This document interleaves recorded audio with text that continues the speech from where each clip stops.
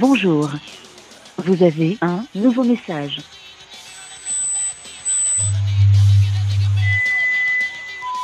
Je crois que mes oreilles essayent de me dire quelque chose là.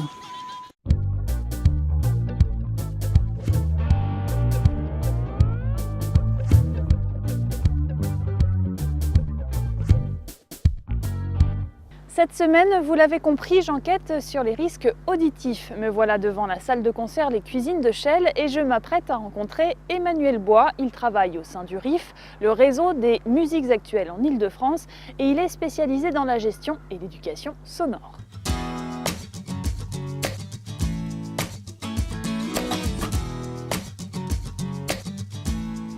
Si vous voulez bien, Emmanuel, dans un premier temps, je vous propose de me dire ce que vous pensez de certaines affirmations. Alors, la première, ce serait « faut pas exagérer, je veux bien que ce soit dangereux pour les oreilles de passer à côté d'un marteau-piqueur, mais un concert, franchement, ça n'a rien à voir, c'est tellement plus cool ». Qu'est-ce que vous inspire cette affirmation? Ça me fait plutôt rire et j'ai plutôt envie de vous dire de vous détromper parce que finalement, deux sons, qu'il y en ait un qui soit agréable et un autre désagréable, qui soient au même niveau sonore, finalement auront tous les deux les mêmes incidences sur la physiologie de l'oreille. Deuxième affirmation, de toute façon, les oreilles, ça se répare, alors parler des risques auditifs, c'est un faux problème. Eh bien non, détrompez-vous, l'oreille ne se répare pas forcément, donc c'est important d'en parler. Notre oreille a des moyens de protection naturelle. Pas vraiment. Pas question d'écouter un concert avec des bouchons, je ne veux surtout pas avoir l'air d'un débile. Tout dépend comment vous les mettez. Ouais. C'est vrai que des bouchons bien mis qui permettent d'être bien protégés restent plutôt discrets et forcément ça nous permet de rester longtemps dans le concert et d'avoir plutôt bonne allure. Et maintenant Gaëlle, si vous voulez bien, je peux vous proposer de bien comprendre, pour bien comprendre les risques auditifs, de vous expliquer différentes notions que sont le son, le décibel et la physiologie de l'oreille. Ok, ça vous dit aussi? Alors écoutez bien.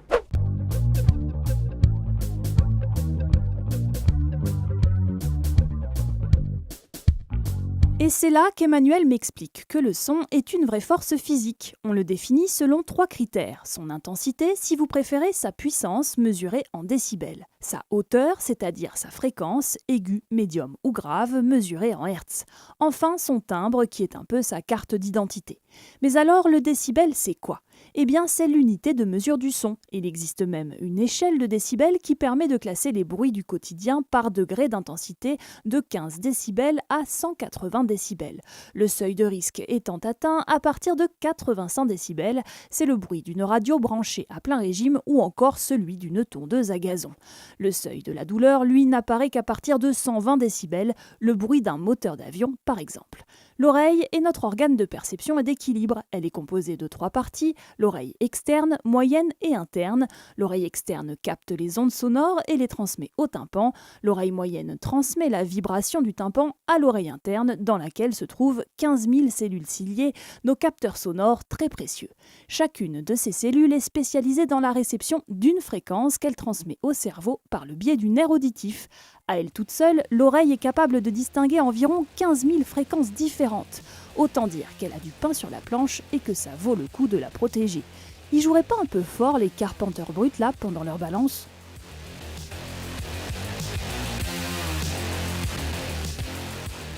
Je me demandais, que dit la réglementation en matière de concert? Alors la législation limite les niveaux sonores en salle de concert ou discothèque à 105 décibels. Il faut bien se rendre compte qu'à 105 décibels, on est déjà bien au-delà du seuil de risque qui est de 85 décibels dont on a déjà parlé. Et à partir de ce niveau-là, on ne se rend pas forcément compte des dangers, ou on n'a pas forcément de sensation d'inconfort ou de douleur, mais il faut savoir que notre oreille rentre dans une sorte de durée de vie limitée, comme dans un jeu de vidéo en fait. À partir de 85 décibels, il va falloir gérer sa durée de vie, Sa barre de vie. sa barre de vie pour l'audition. C'est bizarre parce que je dois être drôlement sensible, j'avais pas du tout l'impression que vous étiez gêné par le niveau sonore auquel jouait le groupe, et moi oui, comment ça se fait ça? Alors ça c'est aussi propre à chacun, puisqu'on est tous différents au ressenti face au son. On n'est pas tous faits de la même manière. Par exemple, une personne peut aller une fois en concert et récupérer et en sortir avec un trouble auditif, un trouble de l'audition. D'accord. À l'inverse, une personne peut au quotidien vivre dans un environnement bruyant ou travailler dans un environnement plutôt bruyant et ne pas forcément avoir trop d'incidence sur son audition. Quels sont les symptômes qui doivent alerter? Alors, il y en a plusieurs. Au début, il peut ne pas y en avoir, en tout cas dans un premier temps. Oui. Les plus connus, vous avez peut-être déjà entendu parler d'acouphènes. C'est quoi ça, l'acouphène d'ailleurs? En fait, on a l'impression d'entendre un son, mais en fait, c'est notre cerveau qui interprète une sorte de... On peut appeler ça une sorte de son fantôme, en fait, finalement. D'accord. Ça ressemble à quoi exactement, les acouphènes? Alors, ça peut ressembler... J'ai plusieurs exemples de sons. Ça peut être celui-ci, par exemple. Mais encore celui-là, plutôt aigu. Ou encore un autre. Ah oui, quand même. Enfin voilà, il en existe plusieurs en fonction des différentes fréquences de l'audition. L'acouphène, c'est un des dégâts causés par l'excès de bruit. Est-ce qu'il y en a d'autres? Oui, il existe l'hyperacousie. Alors l'hyperacousie, c'est pas on est un Superman de l'audition, on entend mieux que les autres. Ouais. C'est surtout qu'en fait on devient plus sensible que les autres. D'accord. C'est-à-dire que des bruits du quotidien viendront plus nous... Attaquer l'oreille, c'est ça? Voilà, attaquer l'oreille, et surtout en fait on a un seuil de tolérance qui est rabaissé. Et sinon, il y a aussi la surdité ou une fatigue auditive, c'est-à-dire qu'on a une sensation de moins bien entendre, une oreille un peu cotonneuse. Pour vous donner une image, c'est comme si en fait vos tympans, qui ressemblerait à une peau de tambour, qui serait un peu détendue, et du coup le son serait moins bien retransmis finalement. À quoi sont dus ces traumatismes? Qu'est-ce qui se passe dans l'oreille à ce moment-là? Les trois symptômes dont on vient de parler, en fait, peuvent être soit un signal d'alarme sur le fait que notre oreille est en train d'être abîmée, mais il faut savoir aussi que ça peut s'installer à long terme, et c'est là c'est ce qu'on appelle un traumatisme en fait, un trouble de l'audition. Et là, je peux vous montrer en fait justement la qualité, le type de cellules ciliées avant et après traumatisme. Ah oui, d'accord, on dirait vraiment un champ de ruines. Complètement. Maintenant qu'on a passé en revue les différents traumatismes que peuvent subir nos oreilles, quels sont les bons réflexes à adopter? Alors dans un premier temps, déjà, il faut bien prendre en compte son environnement sonore, bien le comprendre, et ce serait surtout de pouvoir, quand on le peut, de pouvoir baisser le son, de faire des pauses régulièrement. Pour l'exemple du concert, par exemple à 105 décibels, on conseille de faire une pause de 15 minutes au calme toutes les heures, et puis surtout de s'éloigner des sources sonores.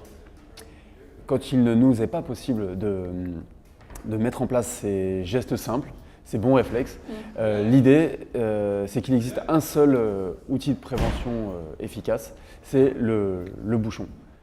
Alors, je vous laisse nous les présenter. Il y en a apparemment Il trois existe, différents. oui, trois grandes familles. En fait, plus classiquement, on a le bouchon en mousse que l'on trouve facilement en pharmacie ou même gratuitement dans les salles de concert ou même dans notre entreprise si on travaille dans le bruit. Notre employeur doit nous en fournir si on est à des niveaux trop élevés. Pour la deuxième catégorie de bouchons, on a ceux que l'on appelle standards avec filtre acoustique. Un filtre acoustique qui est de 15 décibels, c'est-à-dire qu'en fait, ce filtre va nous permettre de baisser le son de 15 décibels, mais d'avoir une qualité d'écoute très confortable. Et donc il y a ceux-là qui sont assez énormes, je ne sais pas pourquoi. Oui. Ils servent à quoi ceux-là? Ces bouchons plutôt énormes, donc ça ce sont des modèles d'exposition, mais c'est pour bien montrer qu'il existe des bouchons d'oreille sur mesure en fait, qui sont moulés à votre conduit auditif. Et l'avantage c'est qu'on peut également choisir l'atténuation que l'on veut. Ça peut aller de moins 7 décibels jusqu'à moins 27 décibels en fonction de nos pratiques. Merci beaucoup Emmanuel pour toutes ces explications. Est-ce que je peux vous demander une dernière chose, conclure l'émission face caméra? Bien sûr. En conclusion, ce qu'on peut retenir, c'est que l'oreille est importante pour vivre tous les jours dans notre environnement social, car elle ne se répare pas. Il faut donc être à l'écoute de son corps. Si jamais des symptômes persistent, type acouphène, hyperacousie ou surdité, sensation de moins bien entendre, si ça persiste au-delà de 24 heures, n'hésitez pas à aller consulter un ORL ou surtout d'aller aux urgences qui sont les seules portes médicales ouvertes 24 heures sur 24. Merci, au revoir et à bientôt.